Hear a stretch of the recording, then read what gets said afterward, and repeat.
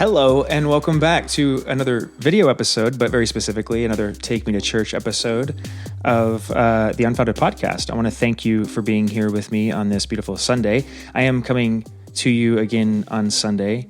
I tried actually to record this episode yesterday, but I had a bunch of technical difficulties trying to figure out the video part, and unfortunately, I got over 2 hours worth of content recorded and ended up not being able to use any of it because the audio, some technical issues is what I'll leave it at without getting into too much detail. So unfortunately, that one is lost to the ages. A lot of very interesting topics that I got into, but I figured that there was a reason why that happened. There always is.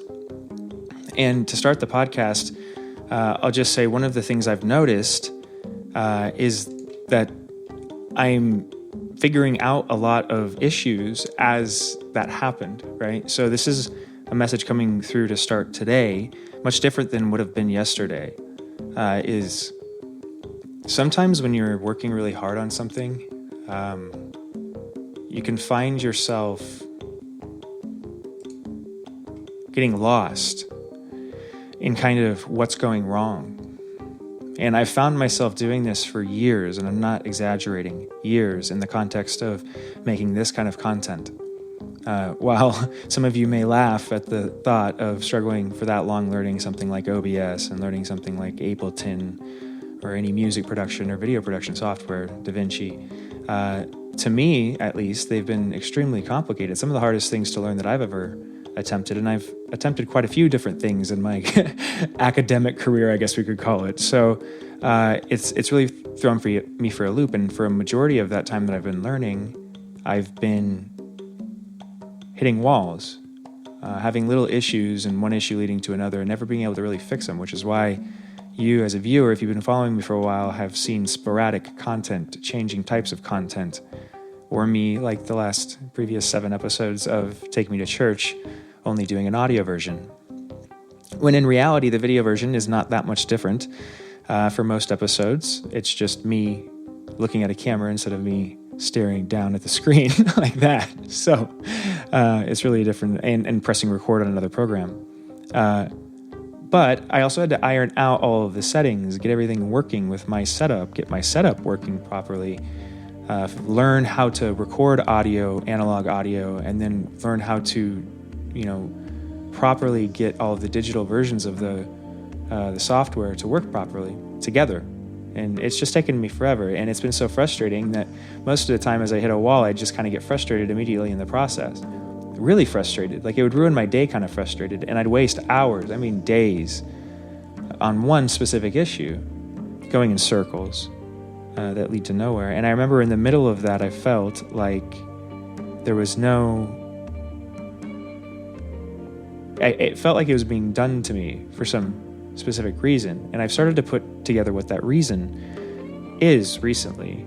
And I think, I was talking about this the other day, actually, that it's something like,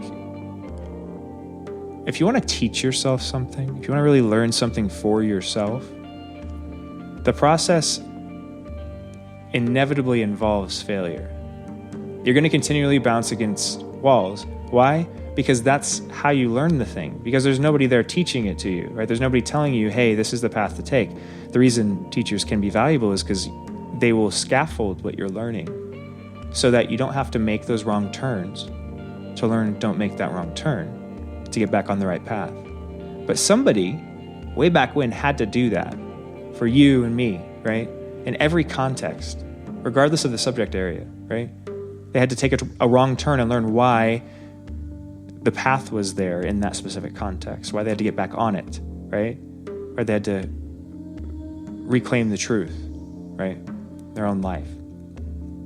And so it's inevitable that you're going to have, with whatever your project is, it doesn't have to be in my context, but whatever you're working on, whatever you're striving for, especially if it's something that you are doing by yourself, for yourself, which if it's really something you want to do, it's most likely, at least in the beginning, going to be just you. You have to be your own teacher. You have to be the one that encourages yourself as you're going through those things. And I haven't done a good job of that for most of this time. I've actually been really hard on myself, I think, retrospectively. Whereas right before I started this podcast, I kind of started a new tradition I think I'm going to continue in every new episode I make, where I kind of just made myself a little 30-second pep session kind of locker room talk to get me hyped up for the game, but in a weird way, like talking to my future self.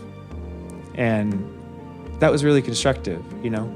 I'm excited to listen back to it as I edit all of this, right? Because it was me giving a shit about myself, right? Which is different than what I used to do. Me from a year ago or 2 years ago, if I would have just had the day I had yesterday and lost hours worth of work, you know, a whole day's worth of work, really. And work that's very intuitive, as you know, stuff that I don't plan out, so it's hard to recreate.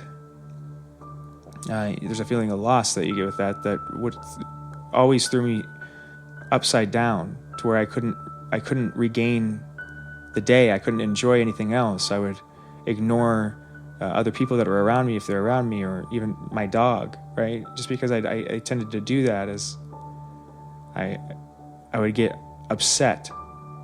One of my trauma responses was to kind of isolate.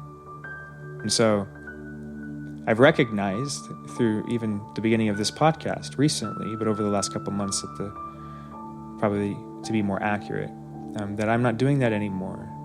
And that the universe is giving me opportunities to kind of bring it full circle, right? So that what happened yesterday wasn't a loss.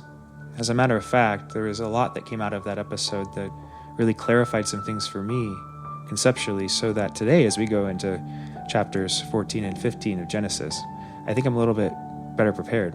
And as I say that, I also have a much better product for you. The audio quality, the video quality is going to be much better than it would have been if yesterday's went forward, right? So I hope that's not too much in the weeds for you to start this podcast off, because I know this is a Take Me to Church episode, but that's what I was called to speak about this morning, because it feels like if you're listening to this, there is some context in which that's relevant to you, that there's some context in which you're being too hard on yourself. And even if you're not being too hard on yourself, you are in a space where whatever you want to be, whatever you want to do, there isn't a lot of support for that, right? External support. So that you have to be that support all the way up until there is external support. You're the one that kind of brings it into being. And before we get started here, I want to kind of bring one part of the podcast that we lost yesterday forward so that it is retained in this episode. And it was this idea that popped in at a certain point.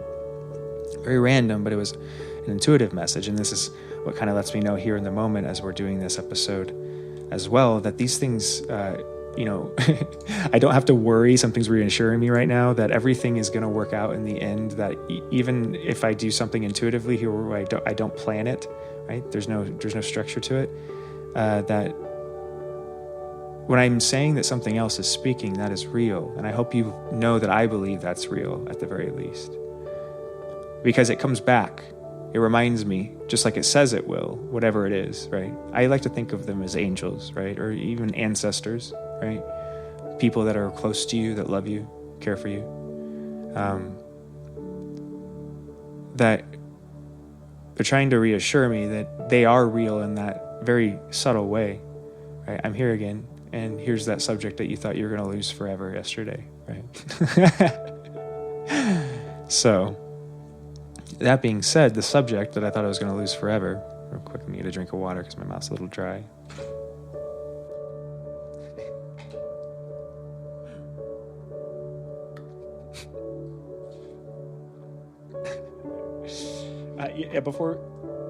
So a couple things before we move on, because I have a couple of things I want to bring forward from last week's episode, or yesterday's episode, that I kind of got lost.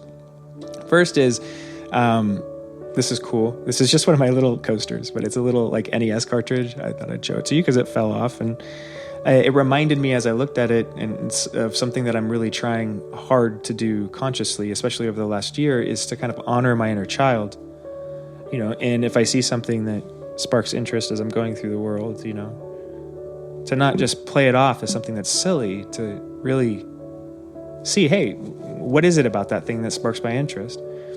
I've always loved video games, and video games were a big part of my life as I was a kid, because I was kind of home alone as I was younger and growing up, because I was an only child, right? And so I had video game consoles and movies that kind of kept me company in those times, and video games specifically, because their little deeper integration really gave me something. And so I like to bring that forward as well, in the way I'm bringing what was lost in yesterday's episode forward. All of us need to kind of reach back into our childhood years and see what was important to us as a child, because there's a reason it was important to us, right? And even if it isn't something that's practically useful, it will become practically useful in your life when you incorporate that thing back into your life, because it will make you a more whole version of who you are, right? So, that being said, also, another funny thing that happened yesterday is I was one of the reasons that the episode didn't work out too well is I have this pad here on my mixer that when I cough or something like that, it's like a cough button like you see in a lot of the shows, except I have to reach over and push it. Right? I don't have like a button under the desk or anything. And so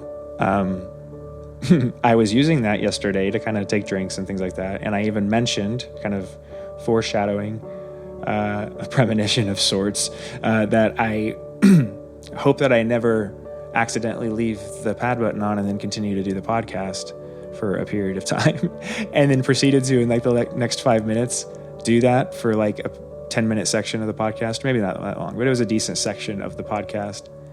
And then just had to kind of laugh at myself, because this was in the second attempt. This was after everything had already stopped working and I had to start re-recording. So I was going to have to edit this all together.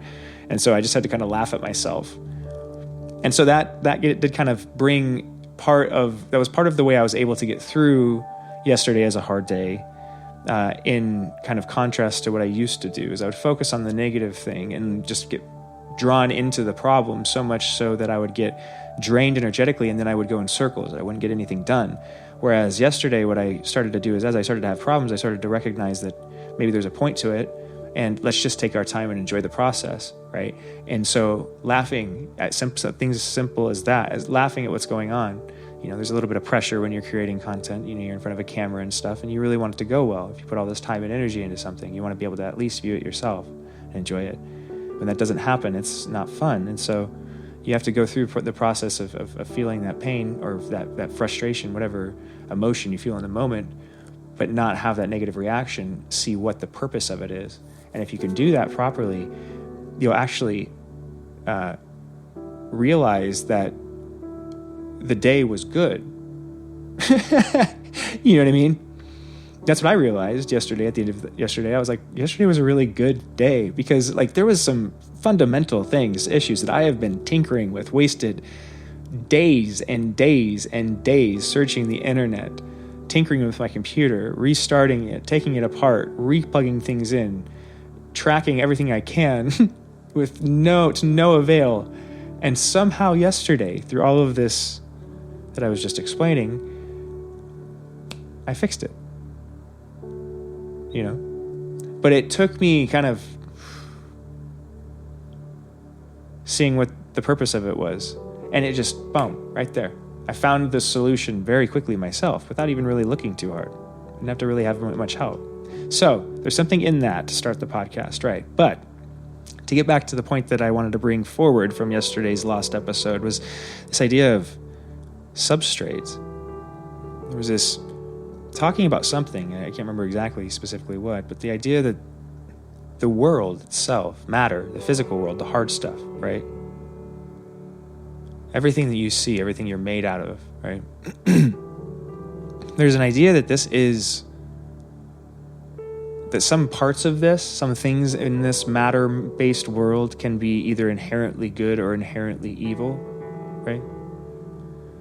And something I wanted to say very adamantly yesterday that that's not the case. And I was pointing it out, and it kind of struck me because it was a new concept that I haven't really thought of before, but at least to very much depth.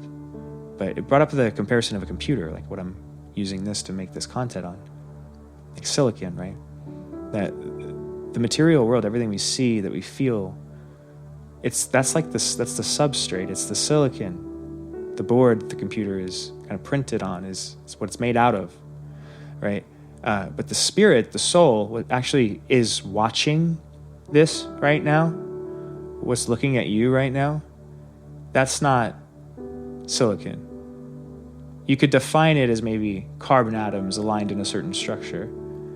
But the thing you see in my eyes looking back at you, right, that you can feel, that's the soul. That's the electricity running through it. It's the charge running through it, right? And the reason you have positive and negative connotation to spirit, to soul, right? The idea of angels and demons, for instance, right? Good or bad ghosts, you could say in more of a secular context, is because it's talking about charge. It's energy. Electricity is how we refer to it in the secular world, modern day, right? But the spiritual world it's referred to as energy, as a certain type of thing. It's not matter necessarily, right?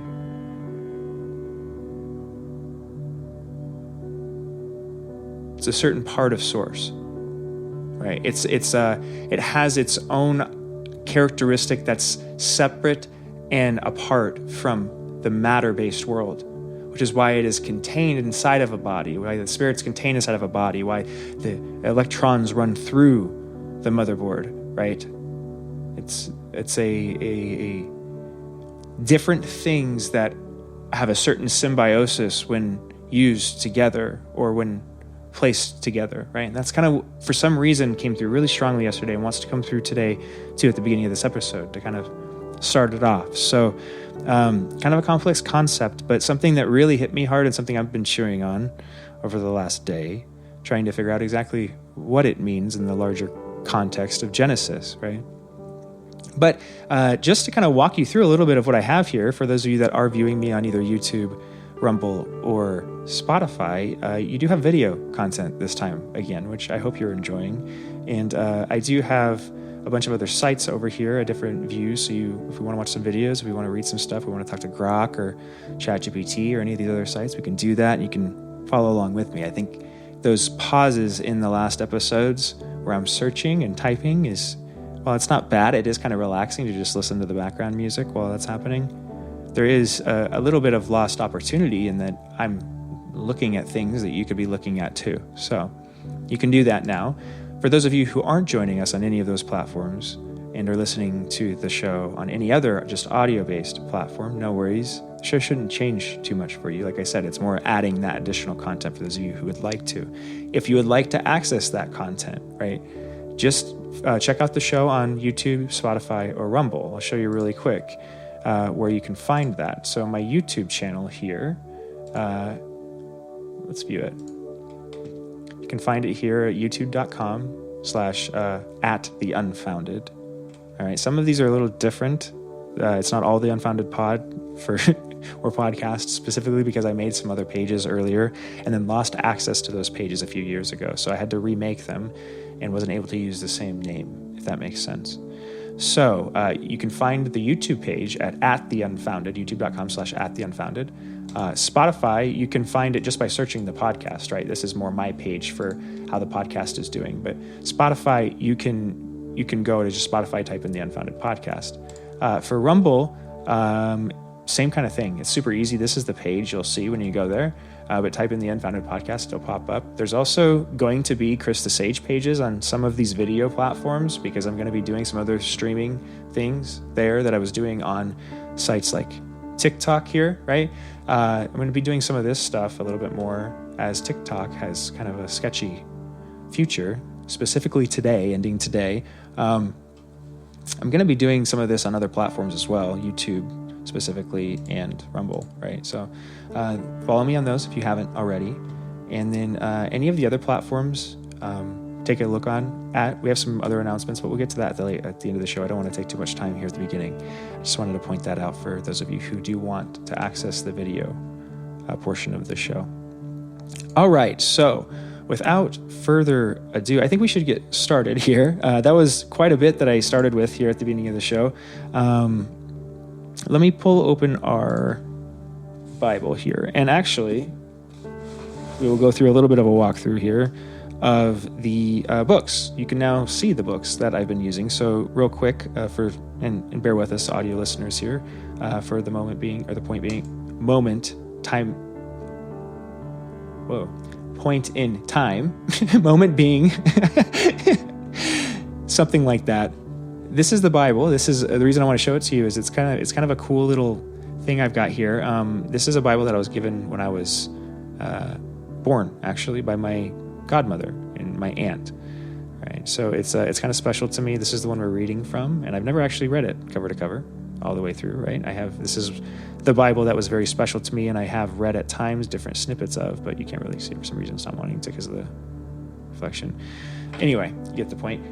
Beautiful kind of white bound Bible, and in the King James version itself. I do have the Penguin copy of Marcus Aurelius's Meditations, so that's what we've been reading from here. If any of you have joined me for any of Marcus's stuff, we read this actually on TikTok about 1.5 years ago on Lives, which went really well. It was really popular, really well received. Had some great conversations. We'll definitely do some more content like that here in the future as well.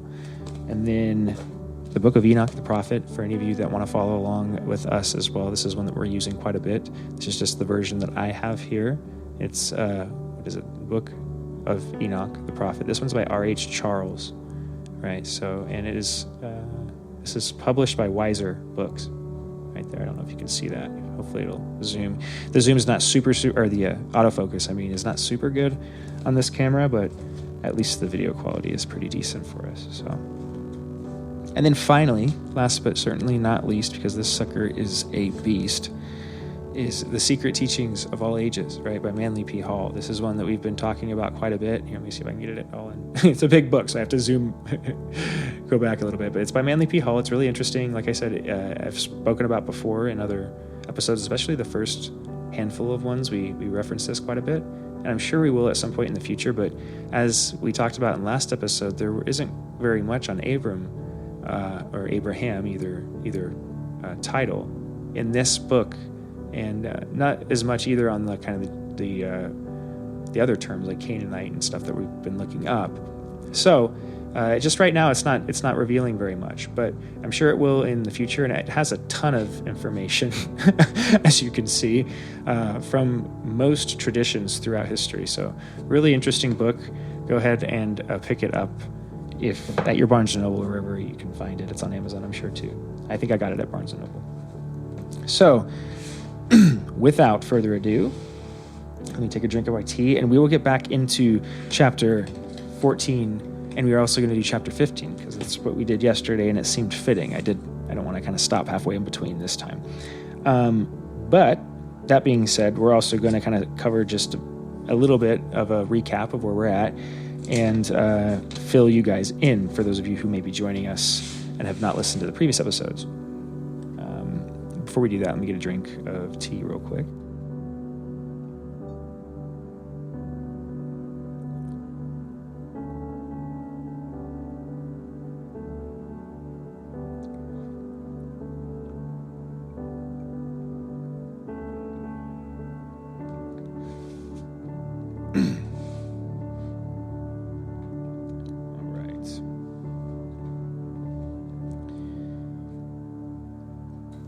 I almost did it.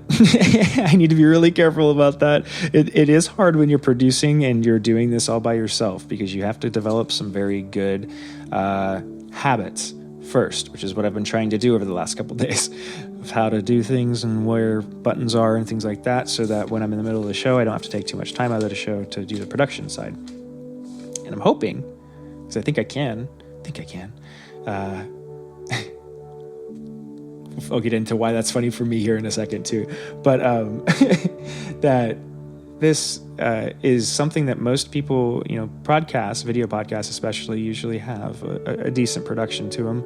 And a lot of times people have people helping them. But I think that you can do a lot of it yourself, especially with the technology, the way it's advanced over the last couple of years.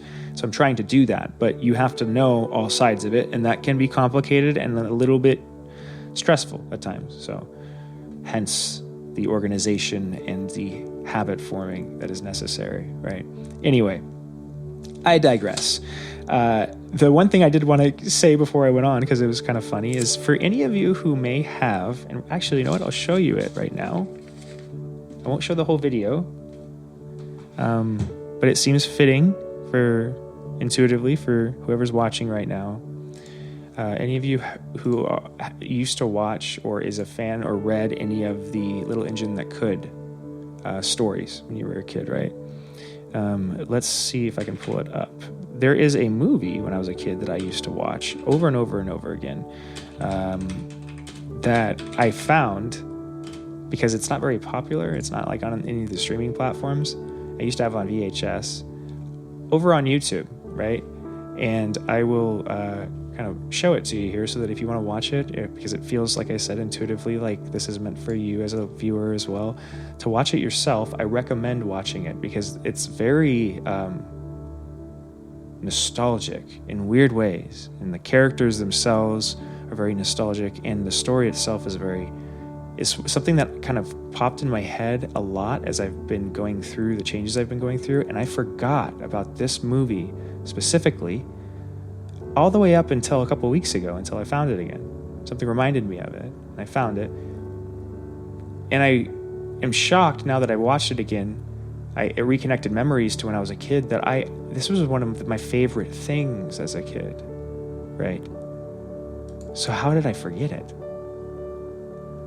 I don't know. Anyway, this is it, The Little Engine That Could, right?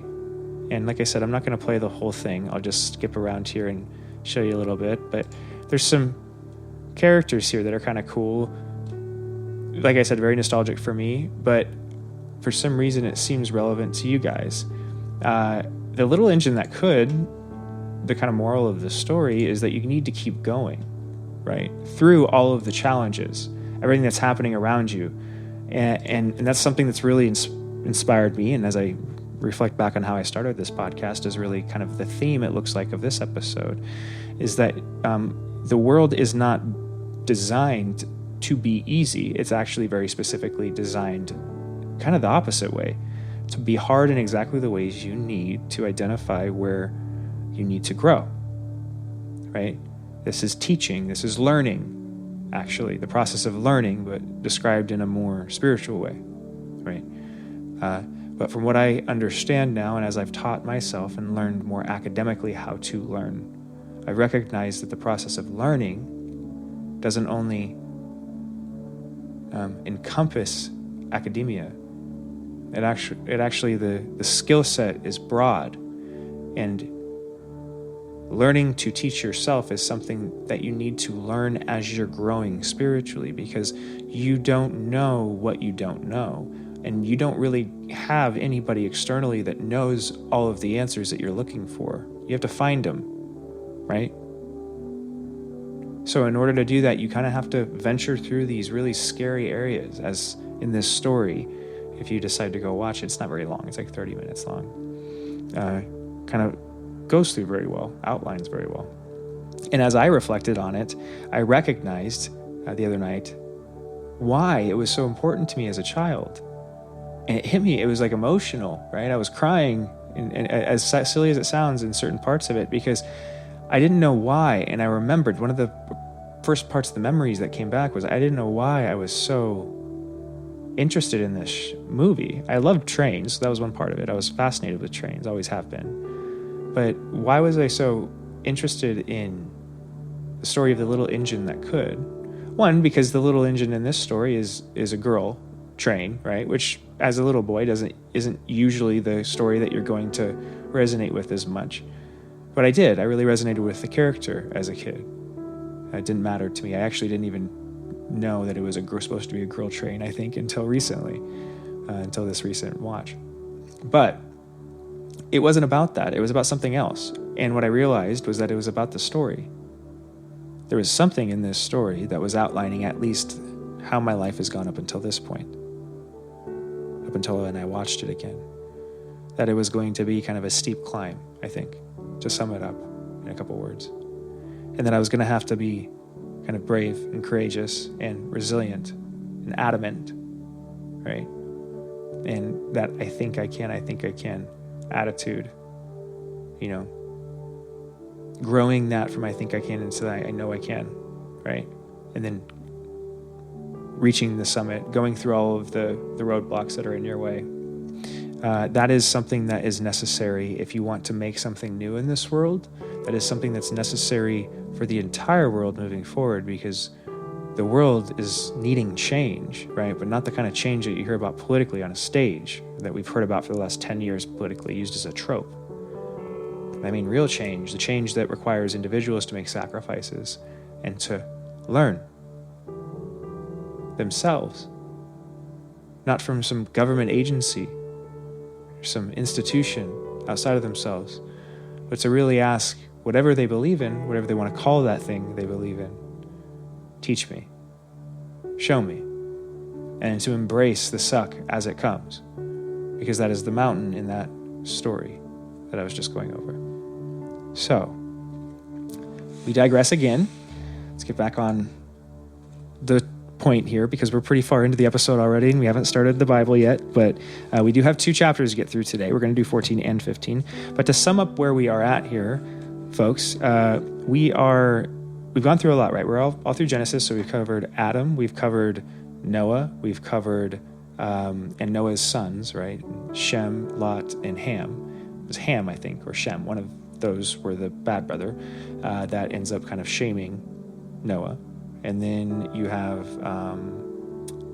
Abram, a couple generations down, right? Like 30, so probably like 15 generations or so between Abram and Noah. And we're at Abram right now. He's just introduced. He's a very pivotal figure. And one of the things I learned yesterday, that we don't need to research again in this episode, but that I learned from X, from Grok, and from ChatGPT, was that Abraham isn't one of those characters or figures, like other figures like Enoch, that there's a lot of the content of his was removed. There are some areas where there's more written about, like more details about Abraham and his journeys, but from what I gathered, most of it aligns for the most part, right? So there's not a lot of controversy from what I can see with Abraham, which is interesting, right? Or Abram as a figure, historically, specifically. Abram and Abraham is the patriarch of the Jewish lineage, right? So he's a big figure in that way as well, but also spiritually, he's significant because he's one of the figures, these 3 first figures that were introduced, Adam, Noah, and Abram, that answer the call that God is putting out, right? And it's kind of shown in varying degrees of magnification. We start with Adam, right? And there's this very kind of high-level conversation about what you are, why I made you, and what your job and role is. And after the fall from the casting out of Eden, after we eat from the tree of knowledge, right? When we disobey, we become conscious, and there's a whole new set of problems that enters the world then. And then we start to procreate ourselves, and we become a different thing then, because we're no longer created directly from God. So there's a little separation there. But the conversation changes because the next person in that lineage, after a lot of people, because it gets to a point where God's like, this isn't working, right? There's a whole bunch in there with Enoch and the Watchers and all of that, but watch the other episodes if you want more details, right? I don't want to get too bogged down in trying to recap it every time. Right. I want to be able to get to the new content if we can, right? But Noah and Abram and Adam all have this certain conversation that's going on, and it goes from Adam that's very high level, and it's something like I said, and then there's like, this is what you are and this is what your role is. You fail at that. It goes on to Noah. Noah receives the call, and God makes another covenant with him, kind of another talk, but another agreement with him, saying, I'm going to kind of bless your lineage and your line. You need to enforce it, though, after the flood, right? He wipes everything out.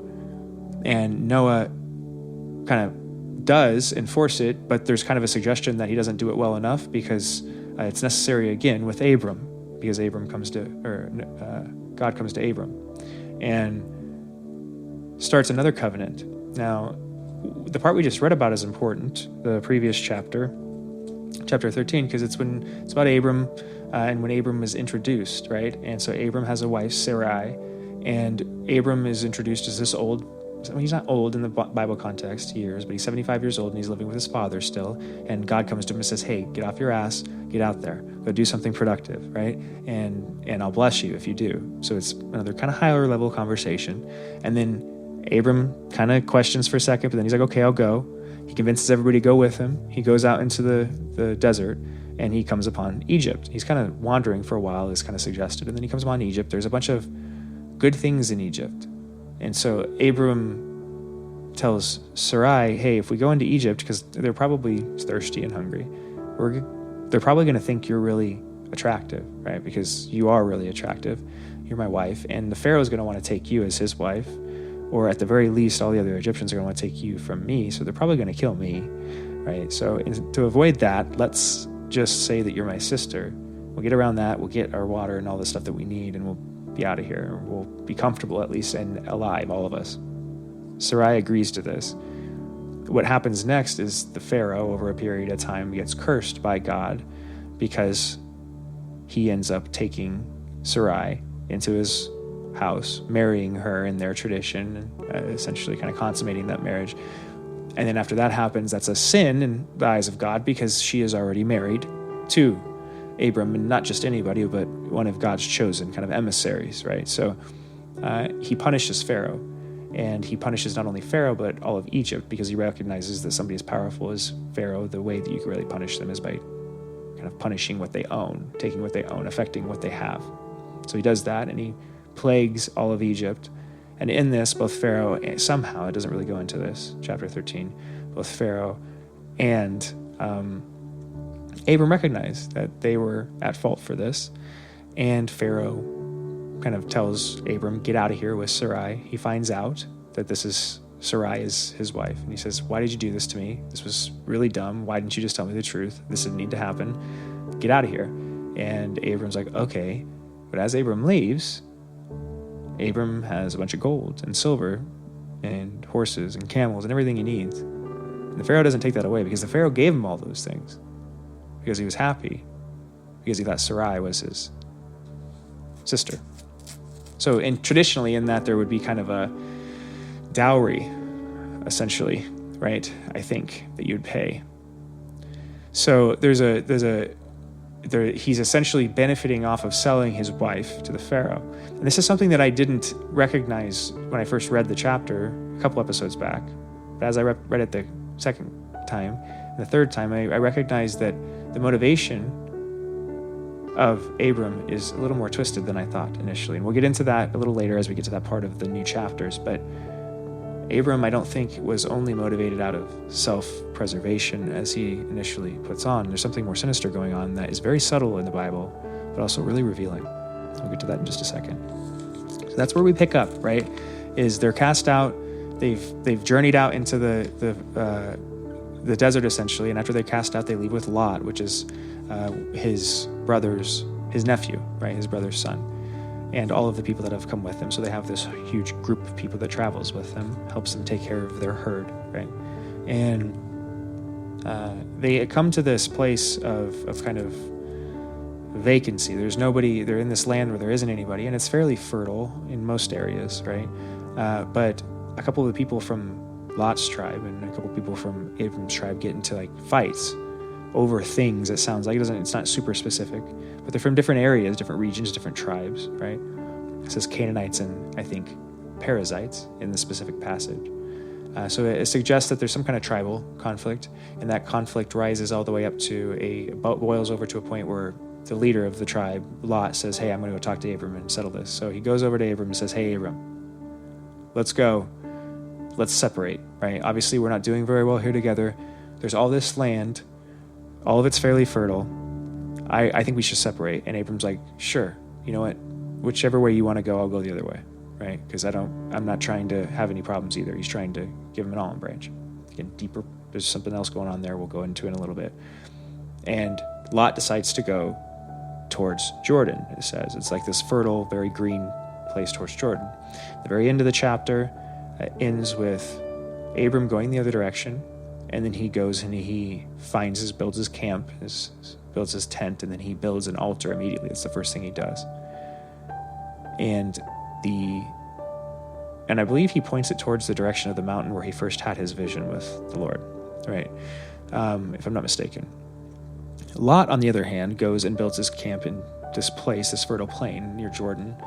And he points, as it says very specifically, he points his tents towards Sodom, right? Which is very kind of figurative and suggests something deeper there. And I didn't realize or recognize the first time we read through it. So that's also very important here moving forward. But we're going to go ahead and read the next couple chapters, and we'll dive in.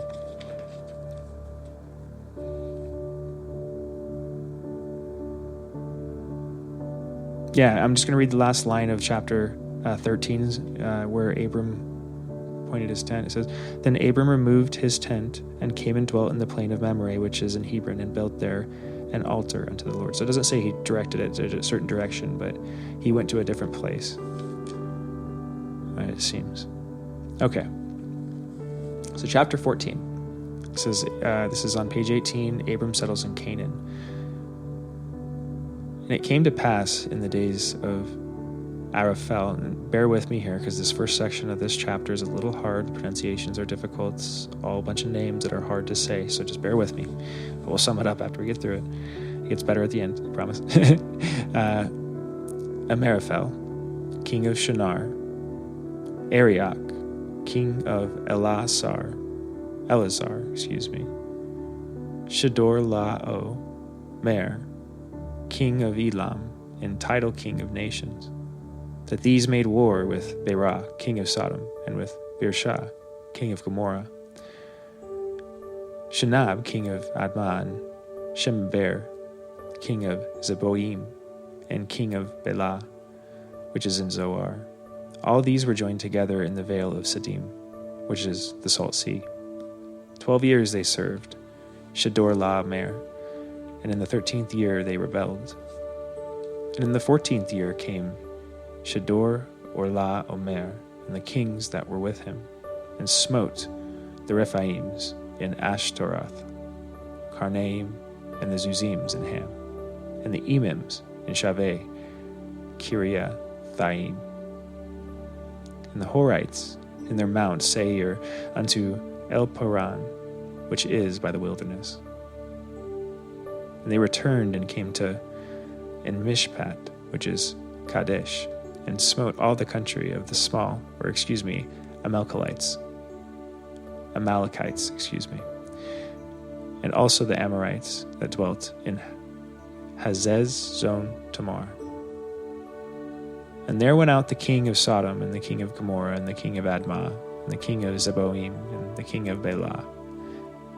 And they joined battle with them in the vale of Siddim, with the Shedor La Omer, the king of Elam, and the title king of nations, and Amraphel, king of Shinar, and Arioch, king of Elasar, 4 kings with 5, and the vale of Siddim was full of slime pits.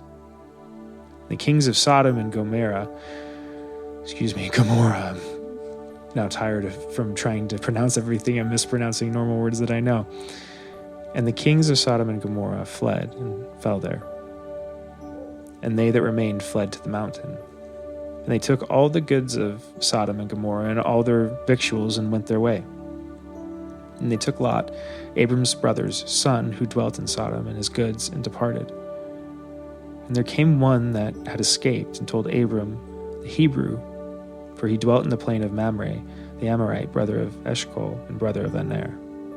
And these were confederated with Abram.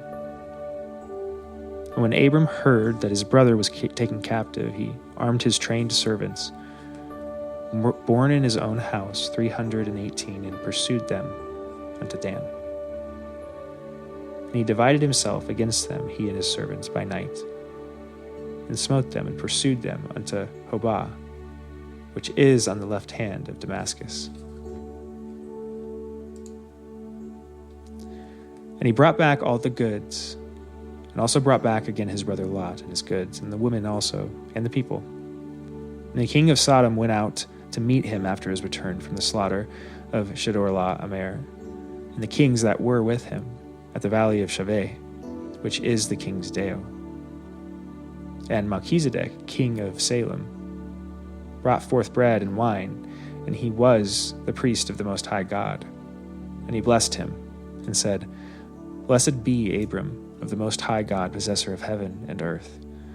And blessed be the Most High God, which hath delivered thine enemies unto thy hand. And he gave them tithes of all.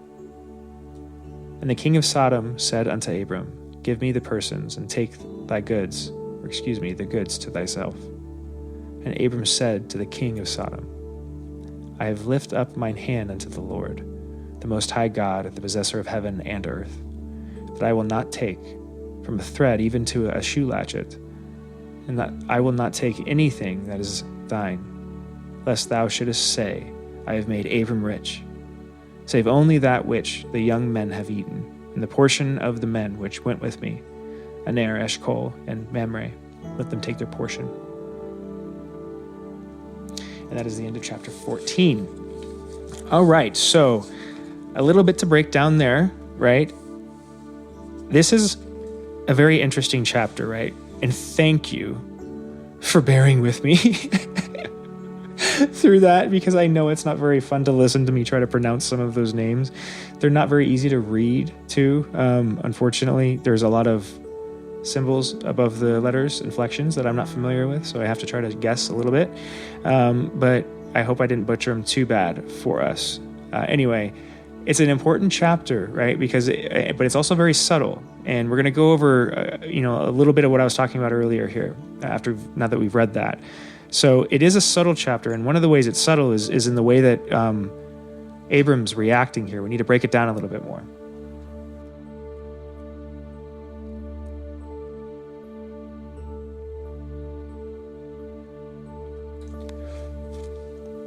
A little bit of,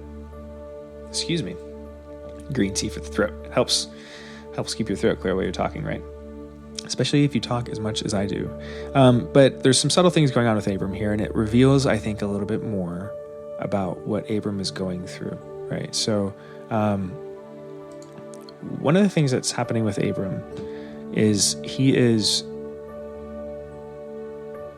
and it's not very easy to tell because of how the Bible is written right there. With all those names and stuff, you kind of get distracted. You kind of go like a little cross-eyed for a second when you hear all the names and like the way it's pronounced. You get confused and you're just thinking too hard about what it was saying. You miss the point. He's in a state of shock, I think. At least this is what I've come to think. And the way I came to figure this out was in the way he's kind of responding to some of the situations that are being presented to him. Right. You have to think, and we went over this in last episode, and it was kind of a clarification on something that I said in the previous one, or I said maybe in that one, that I thought Abram benefited. Obviously, I was trying to figure out why the introduction of Abram is so complicated. It's so confusing because it seems backwards that Abram gets rewarded with all of this wealth sustenance when he's done something so kind of despicable and cowardly. And I think we came to in the last episodes that it's because the world isn't entirely ruled by only good things. It's where the substrate and the energy comparison comes in, right? The world is made out of things, stuff, right? Call it atoms if you want to go all the way down to the basis or deeper than that, but you can refer to it whatever you want, the foundational thing, right? It's made out of that hard stuff we can touch and see and feel and hear. The other stuff, right? The stuff that vibrates, the stuff that makes you feel emotion, the stuff that makes you long, for things. Believe, love, Some of the emotions that we describe as only human sensations, I think, are actually expressions of a deeper, different substance. It's not matter-based in that way, but can be expressed through matter in a certain way so that it runs through the substrate, right? Something like this. And because of that, this is so interesting because this is the exact same song that came on yesterday at the same time. 2, 3, 4. This is an important message that's coming through right now because something really didn't want me to hear this or say this, I don't think. So I'm going to take my time here, so give me a second.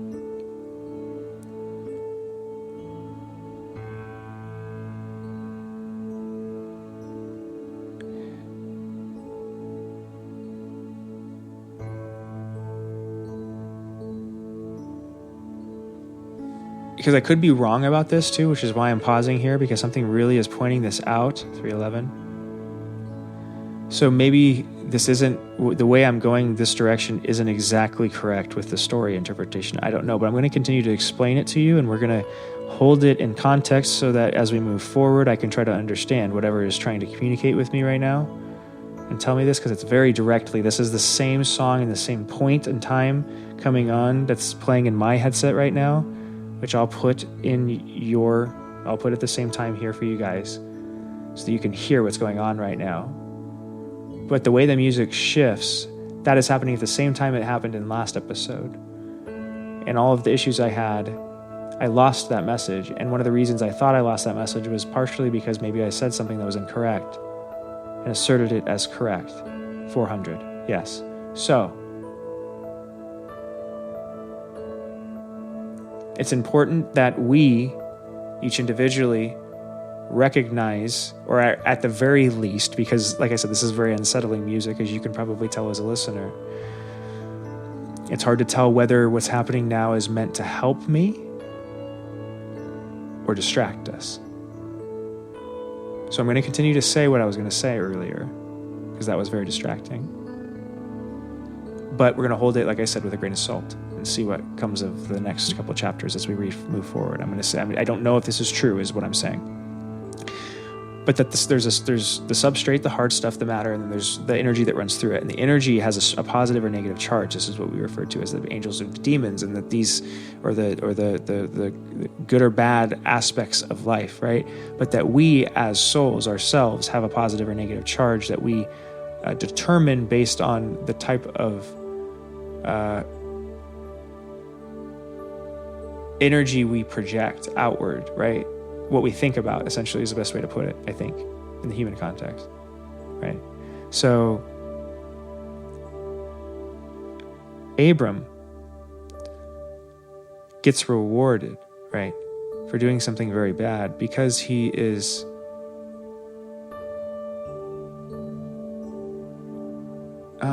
maybe that's why it's not right.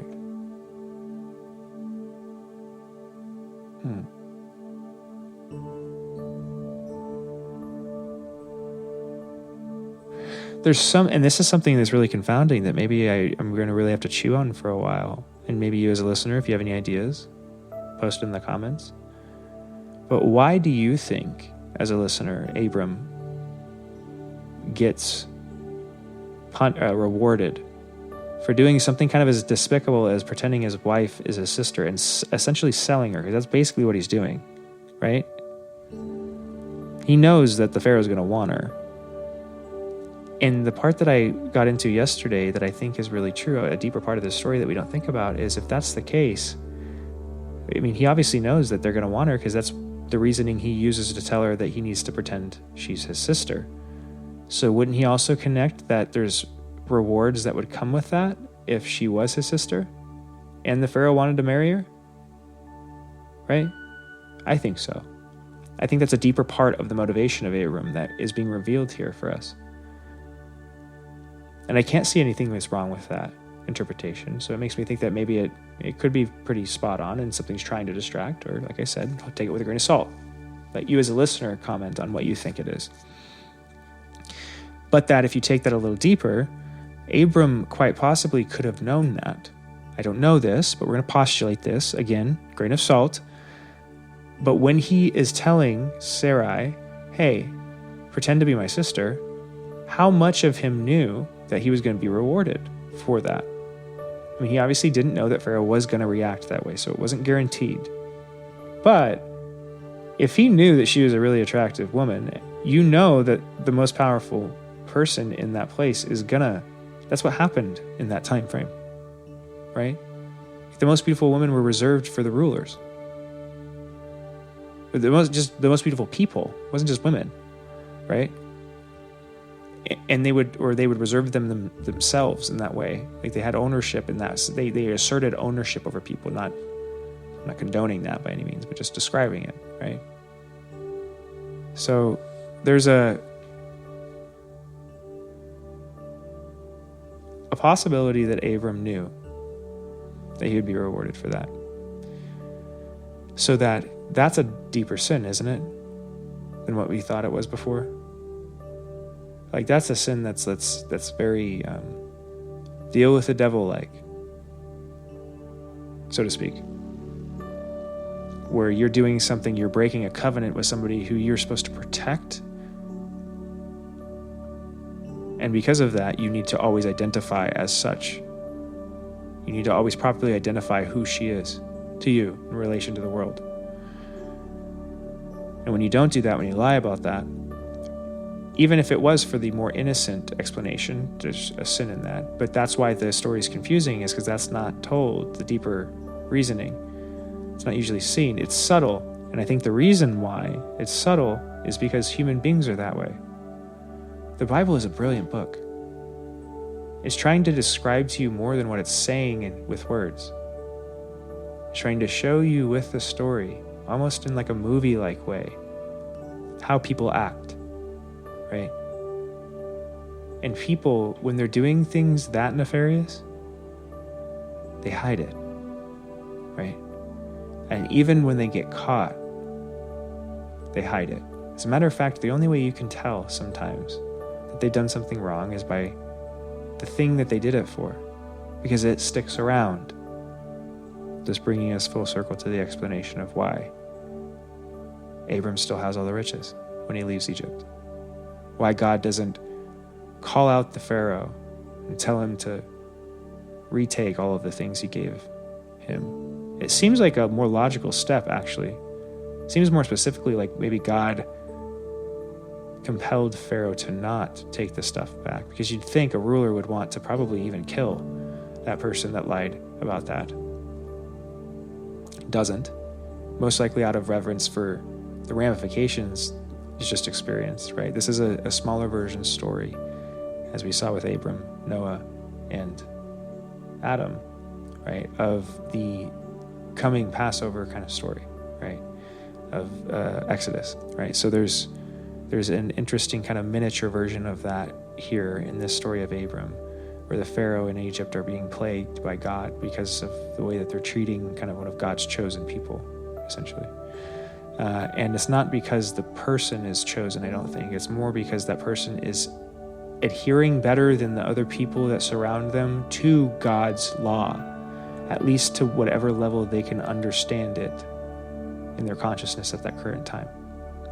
Which is why they're not perfect and why they're confusing and confounding individuals sometimes, I think, right? As Abram is in the beginning. But nonetheless, I would think that God would probably influence the Pharaoh. That it makes more sense that that's probably why Pharaoh doesn't do that. Because the punishment is the things. I really do think that is the answer there.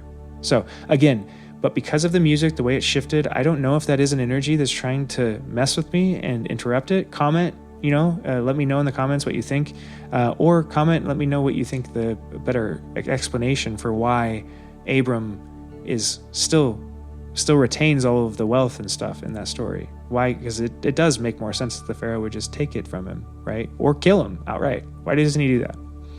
Let me know. All right. So it's a confounding story. If Abram did do that, if Abram did intentionally sell, that's why I say sell Sarai to the Pharaoh, then those things would be a burden that he'd carry. And he was leaving, as we talked about in previous episodes, Egypt with his head held very low with Sarai, his wife, who was probably very unhappy with him. Because you have to describe this, and I have to use kind of very blunt words to do it, but you have to describe this for what it is. This is a coward. As a matter of fact, this isn't just a coward. This is somebody that's greedy and has no shame, apparently, in that moment when they were doing it, because they were willing to sacrifice the most valuable relationship they have in their life for something as trivial as in the best version, existential preservation, in the worst version, monetary and, physical benefit. So I can't imagine Sarai is very happy that she's married to him still. She's also just had an example of why she can't just leave him because she just watched all of Egypt be plagued by God for somebody messing with their relationship. So what happens if she messes with it? I don't think it's going to end very well. You know what I mean? So I think that's probably why Sarai isn't like one of the modern women saying like, my independence now after that, because I wouldn't want to after just watching all of Egypt plagued. This guy's really talking to God, I think, at the very least. Even he's not perfect, but he really is talking to something. So anyway.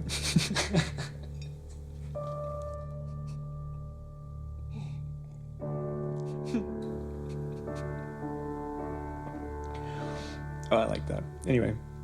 So he's had his head is held very low, and I'm sure he doesn't have very good, his esteem, his reputation is the word I'm looking for, is very low as well with the people that travel with him, because he doesn't just leave with him and Sarai. He leaves with him Sarai and Lot and all of their people again, which is when we come to the story of that we're reading about. I talked about earlier, and then the part we're at here now.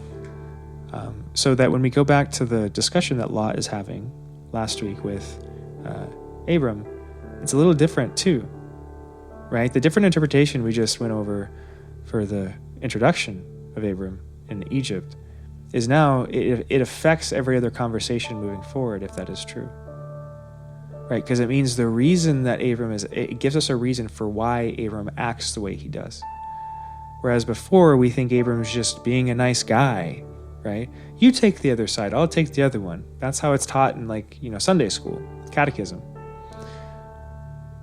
When in reality, I think the real reason is kind of revealed in the revelation we just described, is that if Abram's thoughts were more nefarious, then he probably hid them to most people, which is why we get that better version of the story, maybe even himself, so that Sarai and them probably never got the full truth from him directly, so that it has to be gleaned divinely by you, the reader, thousands of years ago. You can only tell by reading him, the person, like I said, in the way you would an actor on the screen or somebody talking in front of you. Why are you acting this way, dude? Right? So then go to that conversation, and the reason that he doesn't say, hey, I'm going to take this side or I'm going to take that side is partially because dude's in a pit. He's not feeling too hot about himself. Right. As a matter of fact, it makes more sense why Lot feels ballsy enough to approach him and say, "Hey, dude, let's settle this." He's kind of stepping out of his place, because Lot, while he is a patriarch and he does have his own kind of tribe to a certain degree, he is Abram's nephew. Abram is the patriarch, right? And so this splitting of the tribes is something that Abram could say yes to or no to, and if Abram says no to, then Lot is not going to be too happy anymore. He's not going to be too powerful anymore, I guess is what you mean. I'm not saying he's necessarily going to take him out. I would hope not, but you get what I'm saying. The option there for Abram is not he's not talking to his equal, which is how the conversation is approached, which means that Lot doesn't have the respect for Abram that he should have, right? Why is that the case? Because they know that they've been sent out into the desert again because of this dude. Everything was great. We were just in Egypt. We were doing just fine. Matter of fact, he has all of this good shit now, but for some frickin' reason, and they might have known because of what he did, we're out here, right? Thanks, patriarch kind of an attitude. You know what I mean? So no respect for your elders, more specifically, no respect for your father, kind of as a corollary, no respect for the father, right? As a representation of that. No respect for the father, which is why you see what happens next in the story happen, right? So Lot ends up going to the left, or I think it says whatever side, the side that's greener, essentially, the better side he picks, because Abram's like, just take whatever side. And now it makes more sense, right? Because that's how he says it. Just take whatever side. He's kind of in this pit, this hole. He's ashamed of himself. He doesn't know how he can assert himself anymore. He is the leader, but he doesn't feel like he should be the leader anymore. He doesn't respect himself. So he's just doing whatever he can to not make a mistake. Just take whatever side. I'll take the other one. And so Lot does, and Lot kind of takes advantage too. He does take the better side, right? In that sense. And also makes a big mistake at the same time because he points his tent towards Sodom. And what is that telling you? Guess where Cain found his home? Does that make sense? Right? It's telling us subtly, that original story, where Cain, it's helping us track that spirit down. In that split, it split with Lot. Abram made a split there as well, right? Well, Abram obviously was carrying that same spirit all the way up until that point. That's why Egypt happened. At that moment, it's very subtle. Now Lot's over there, and Lot's pointing his tents towards Sodom, so he's worshiping the earth. He's the world. He's worshiping the earthly gods, kings, right? And all of the earthly pleasures, right? But Abram turns back to what he knows, and he goes and builds another shrine to his God, and he prays, right? And he goes basically into the desert again, kind of a fasting. He doesn't say that overtly. He doesn't go to like this really nice place. He goes back to a place where he found God. And that really is the story of awakening going on there that, again, is very subtle. It's not said in those terms. You have to view it like a movie, but I do think is revealed a little bit better once we understand why Abram is acting the way he's acting. And I think as we move forward into chapter 15 will give us even a little more context. So let's move forward after chapter 14 here and read chapter 15, because it's also very important.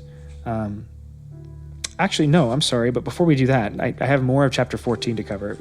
Forgive me for the jumping back and forth here today, guys, because if you do this episode for now, what's been about 3.5 hours in total, you confuse what you said before and what you haven't said between yesterday and today. So there might be some overlap. If there is, apologies. That won't happen again, hopefully, as we get the production down a little bit better. But anyway, so what happens after that story, right, is in this chapter 14, because we didn't even really cover chapter 14, is you have this war that starts, right? So for some reason I thought that was chapter 15. No, we just read it. This war starts. And at the beginning, you had me reading all those goofy, funny names that I couldn't pronounce very well, right? Not goofy inherently, but goofy because I can't say them well. I can't pronounce them very well, and so they come out goofy.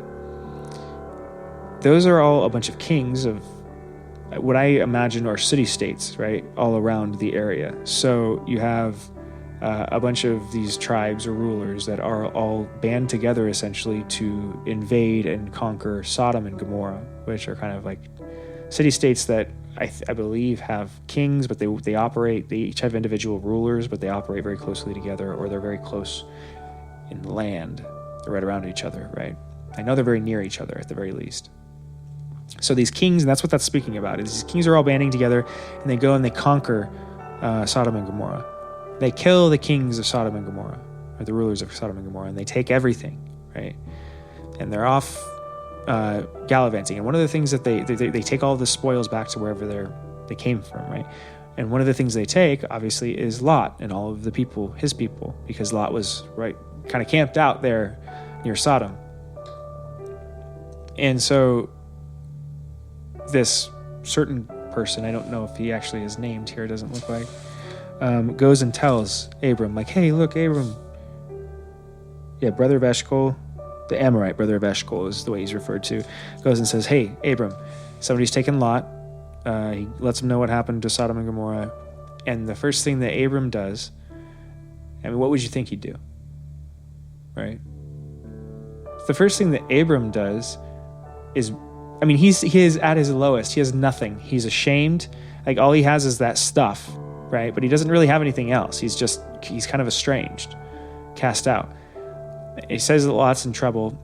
He, I'm sure, knows that Lot has kind of taken advantage of the situation. So he's probably not on good terms with Lot, I can't imagine. I don't know if you would walk away from that situation having a good view of your nephew, but I'm sure would have been a little bit turned off by the way that conversation went and the way we talked about it earlier.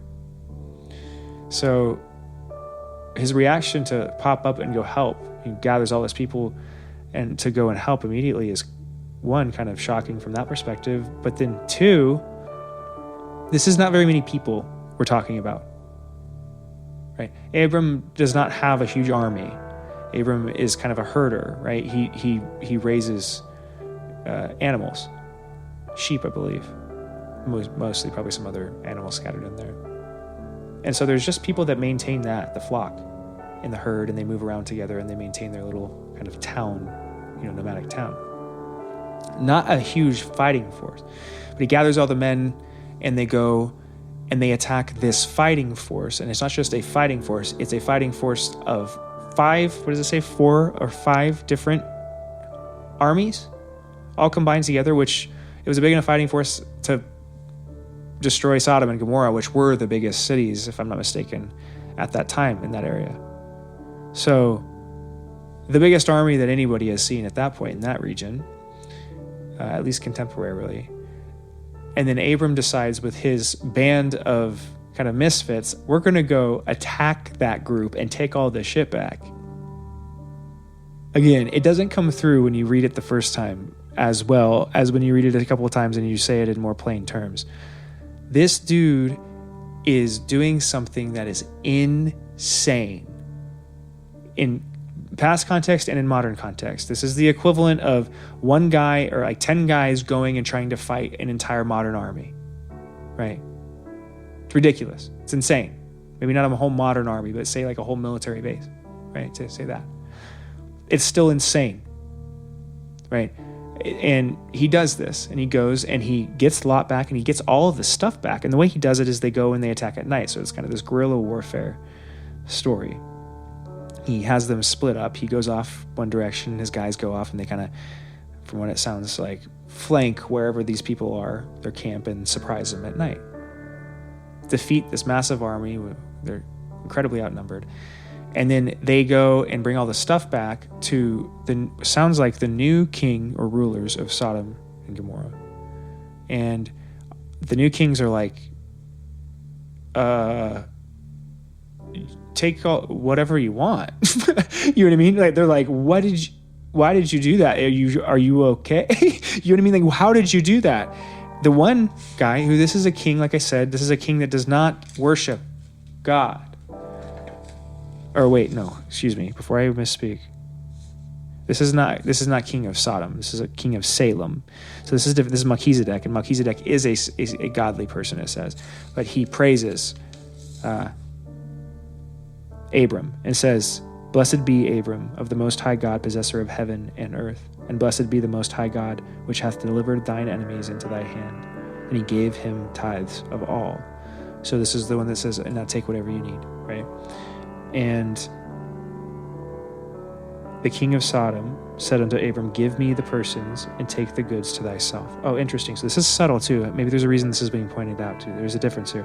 And Abram said to the king of Sodom, "I have lifted up mine hand unto the Lord, the Most High God, the possessor of heaven and earth, that I will not take from a thread even to a shoe latchet, that I will not take anything that is thine, lest thou shouldest say, I have made Abram rich, save only that which the young men have eaten, and the portion of the men which went with me, Aner, Eshcol, and Mamre. Let them take their portions." Okay, so not as much of a clarification as I thought, but he is very overtly, regardless of how they're approaching it. So there's two different kings. There's one that is a godly king, and there's one that's not a godly king, and they both basically say the same thing.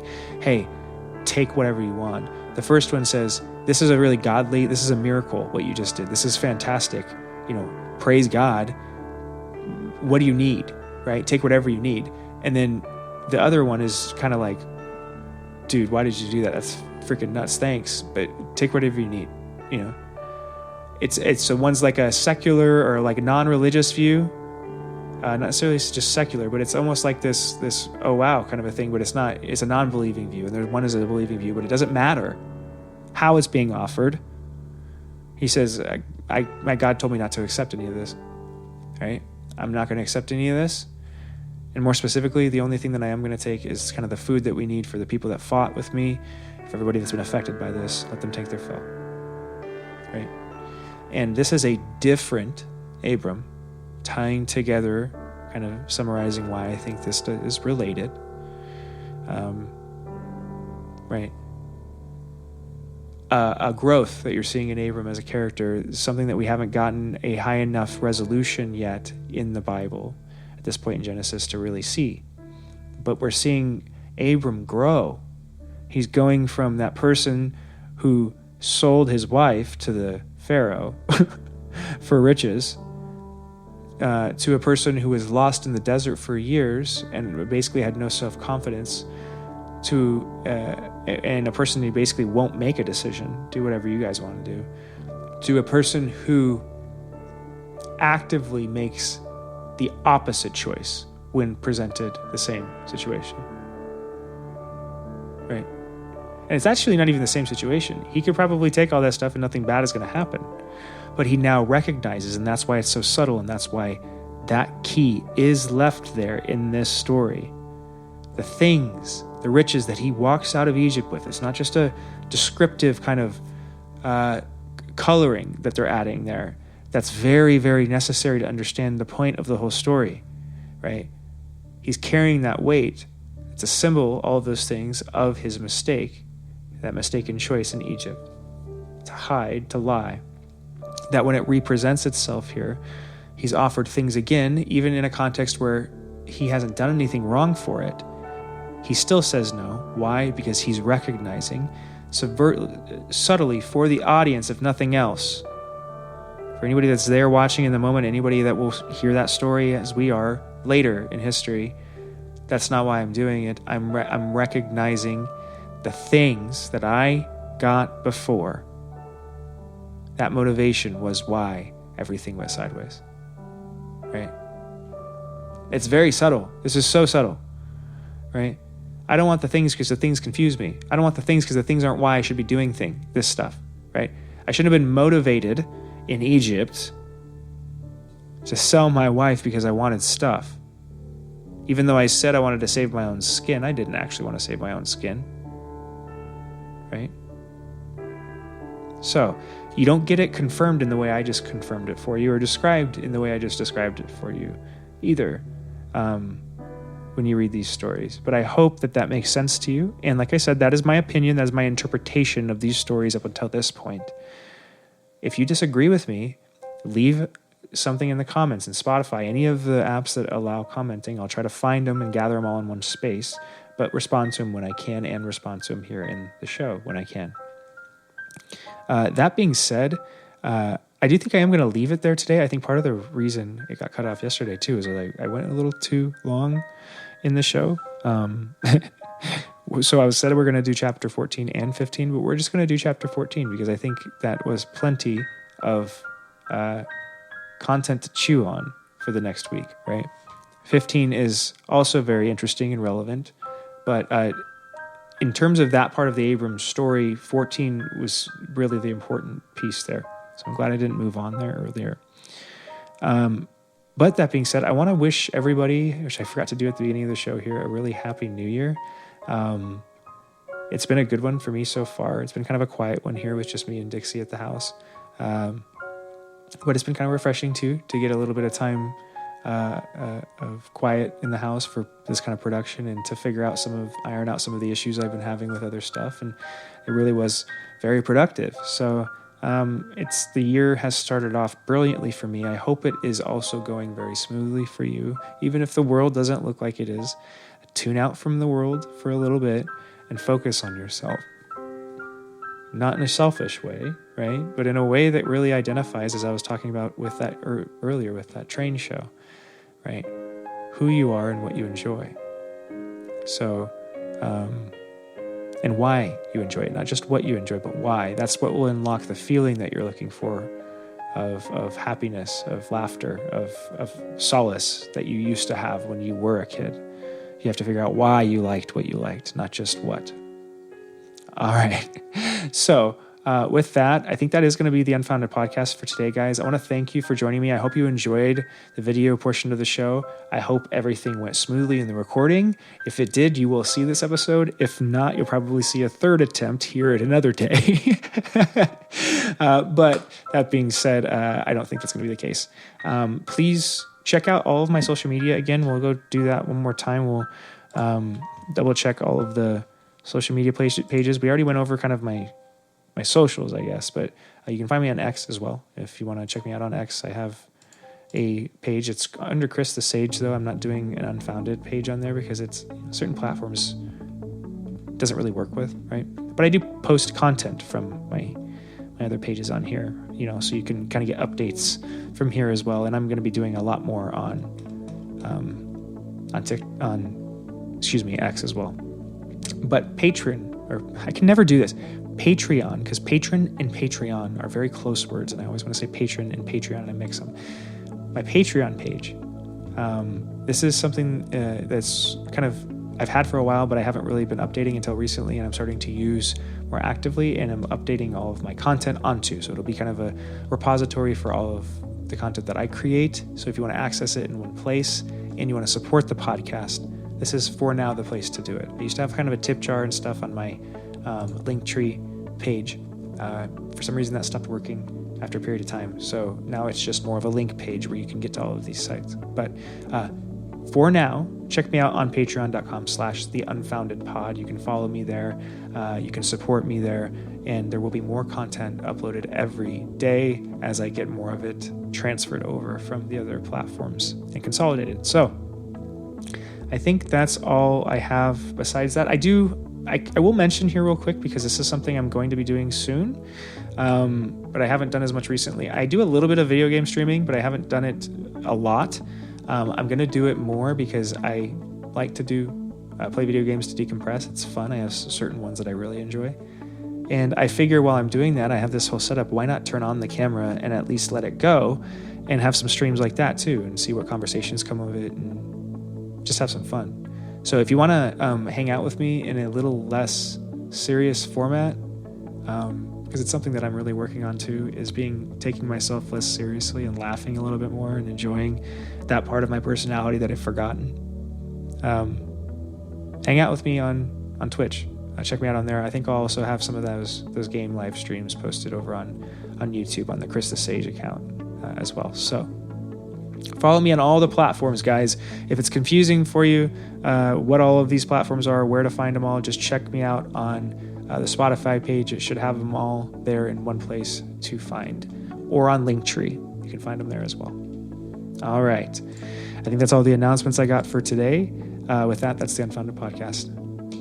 Oh, wait, whoops. Got a little bit ahead of myself there. Pressed the wrong button. That's all I have for today. I want to send you guys a lot of love, a happy new year, and I will be back on here next week and maybe even before that. We'll see. Bye-bye.